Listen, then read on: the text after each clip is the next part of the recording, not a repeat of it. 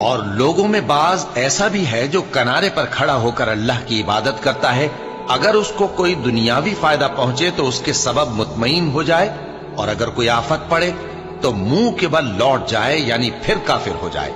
اس نے دنیا میں بھی نقصان اٹھایا اور آخرت میں بھی، یہی تو صاف نقصان ہے۔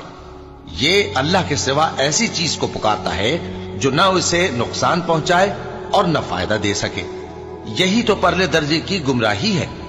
بلکہ ایسے شخص کو پکارتا ہے جس کا نقصان فائدے سے زیادہ قریب ہے۔ ایسا دوست بھی برا اور ایسا ساتھی بھی برا۔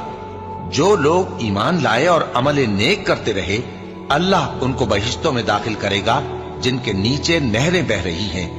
کچھ شک نہیں کہ اللہ جو چاہتا ہے کرتا ہے۔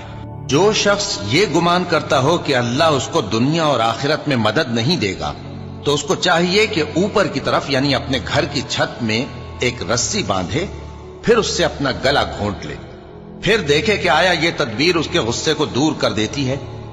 اور اسی طرح ہم نے اس قرآن کو اتارا جس کی تمام باتیں کھلی ہوئی ہیں، اور یہ یاد رکھو کہ اللہ جس کو چاہتا ہے ہدایت دیتا ہے۔